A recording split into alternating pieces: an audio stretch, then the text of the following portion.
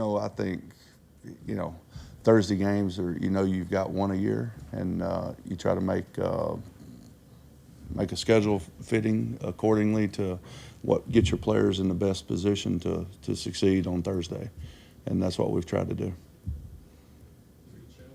Does that answer your question? That was a nice sidestep. Yeah. Is the challenge more mental or physical with turnaround? I think it's a little bit of both, but I would say physically more than anything. When the physical nature of it goes down, sometimes your mental aspect of it suffers. You need to make sure, we're trying to make sure we get these guys, and we're going to get these guys back ready to play on Thursday, physically. The game of football is a tough game, especially at this level. And if these guys can be ready physically, you've got a chance. If they're not ready physically, I know you don't have a chance. So there you go, Freddie Kitchens. Boy, what a difference a win makes. Yeah, Joviality involved. Not a lot of joviality after a loss. He'll be doing the soft shoe if they win Thursday night. By the way, they showed a picture of him on the broadcast with his cap off during the national anthem. I didn't know who it was. That's why when I run into people and they say, "Oh, I always see you at the coffee shop wearing a hat, a baseball cap," and I say, "Now you know why." So I can't wear one on here unless it goes against the dress code. You think the NFL fines people for dress code violations? Yeah, we have a more sports-and-les-levine dress code here. Browns have played 2 games on short rest this year. Let's take a look and see what they've done in those games. Browns lose to the Rams. Week 3, Mayfield 18 of 36, 195 yards. Then week 6, they lose to Seattle 32-28. Mayfield 22 of 37. If a game goes the way you hope it goes without a blowout one way or the other, you were talking about the double backfield.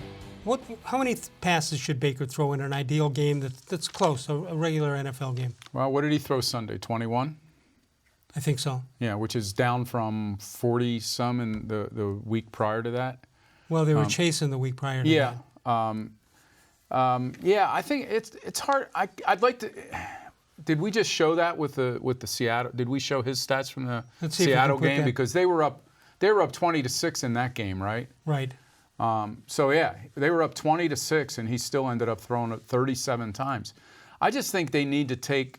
Listen, it's not the worst thing to say a second-year quarterback is struggling with the whatever the delicate parts of learning how to play quarterback in the NFL. It's pretty complex.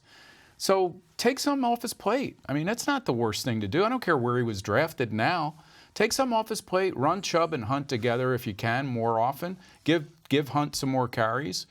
And don't ask him to do, don't ask him to drop back, or not drop back, but don't put him in these empty backfields. No, and down by his own goal line. Yeah, that was ridiculous, throwing a pass from the 1 yard line.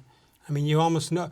I'm always afraid there's going to be a holding penalty, and it's an automatic safety anyway. Yeah. So I don't know. Listen. I don't pretend to know, like I said, what play calling in the NFL involves, but I just know that this quarterback is trying to come out of a season that has really gone the other way on him. Okay, I don't claim to know X's and O's either, but here's what I do know. If you've got the ball 1st and 10, anywhere from the 120 to the other 20, and you run a play and you don't, and maybe you gain a yard or nothing or lose a yard, there's no reason to run the ball again on 2nd down, because even if you get 3 or 4 yards, you got to throw on 3rd down. You may as well throw, if they're in a different defense, on 2nd down. Yeah, or am I wrong on that? No, I don't think so. I mean, listen. Especially what they did down at the goal line is what everybody was clamoring for Kitchens to do, which was run Chubb, get the ball to Beckham. So he tried to do both of those things, and they didn't score, right? Right. So then I think he became like headstrong about that, and he said, "I'm going to do it." And right after the game, he said, whether the Steelers put any credence into it or not, right after the game, if I get down there again, I'm going to run it again. Okay. Well, you just told the Steelers what you want to do. Pittsburgh's not listening to that. But I don't blame him totally for what happened down there. Maybe he could have been more creative. I think if they get down there again, you will see Hunt and Chubb or Chubb in the backfield, and you'll see some different looks. Maybe a wide pitch, something that I think Hunt's more elusive than Chubb. Do you Correct. agree with me? I mean, Yes. Chubb's quick. He's And breaks off contact extremely well. Yeah, and really strong and quicker than most tacklers think he is. But I think from a standpoint of elusive, I think Hunt's more elusive. You weren't here last night, but I announced a contest. It was one winner from our show gets to go and change the playbook and take out the shovel pass. The Can only you see thing any good reason about for the that? shovel pass Yeah, if it's is that incomplete. as soon as you do it, it's a pass, and whatever happens, unless the guy intercepts it, a Right. defensive lineman intercepts it like we saw in New England. I mean, I thought from the minute that I knew that wasn't a fumble return. But to me, what was curious about it is you take Hunt, who, you know, he was effective as a lead blocker for Chubb in a lot of cases Sunday.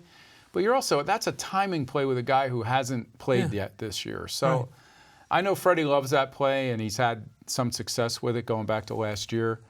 Well, the pitch has to But be I don't know absolutely that perfect. that's the guy that I would do it with. 216